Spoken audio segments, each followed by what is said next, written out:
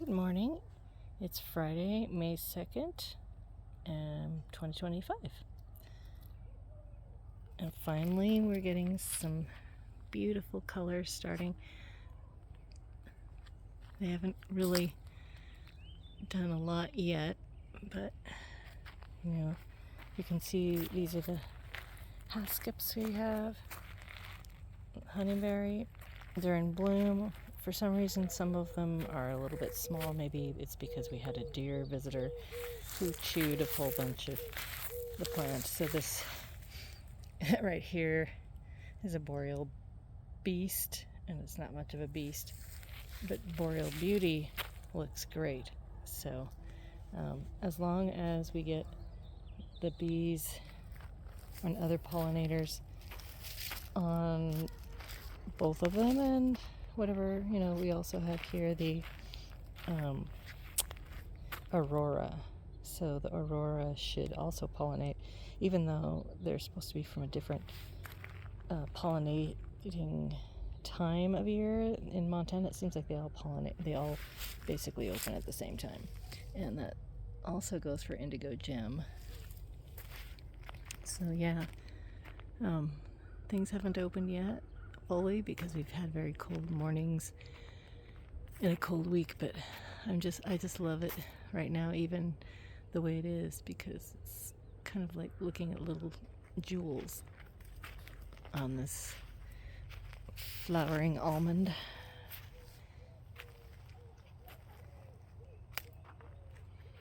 And I put a thimbleberry in last year, and one of the chickens probably was eating on it, but it's doing fine. Looking forward to seeing how it does. Oh yeah, and then we have this little guy. He's not as afraid. I think he's a young one, a little chickadee. Yeah, Mr. Chickadee. Yeah. So he's there eating, having a good time. Yeah. And so as you can see, nankings have been flowering for almost a full week. That's one of them. We've got, I'll show you in a minute.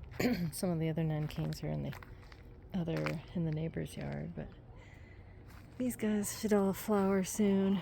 The lilacs, and I'm very excited about all the blossoms on the red currant.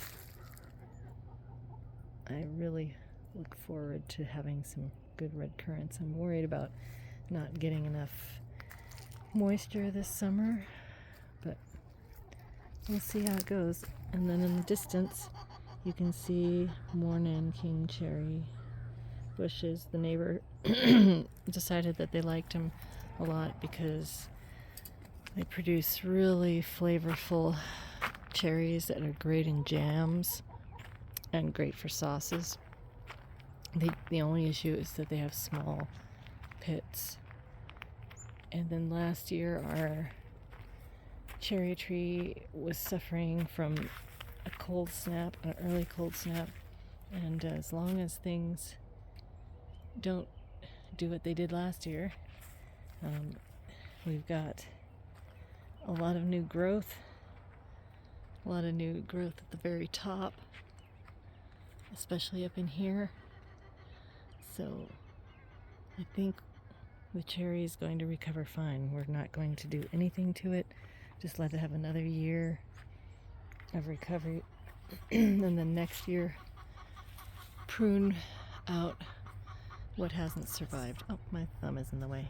Finger's in the way. Sorry about that. Yeah, so haven't really done much with the beds yet. I have some sorrel growing, and these two right here are some onions. They're an Italian style onion. I can't remember the name right now. They're the purple one that's kind of long, and I cut the bottoms off and put them in here because they were growing after I put them in some water for a few days. So I guess we may get onions by fall. We'll see how that goes. But yeah, and then everything else is just, we're still mostly dormant or just coming out of dormancy. So yeah, I love the way that this particular plum, it's called an Underwood plum, has clumps of flowers. It's a little bit different in the way they are on the tree. The only issue with that tree is that we don't get a lot of plums. They taste great when we do get them, but it's not a heavy producer. In fact, we get, just a handful. It might just be that we don't have the right pollinator for it, because the one next to it over here is a Juanetta, and I mean, they're flowering at about the same time, so just, I don't know. But anyway, that's what we've got right now. It's still early here, and maybe, I don't know, in a couple days, well, today, or I think it's tomorrow, it's gonna be like 80 degrees Fahrenheit, so that should bring us some more open blossoms. All right, that's my story for today. Have a great day. Bye.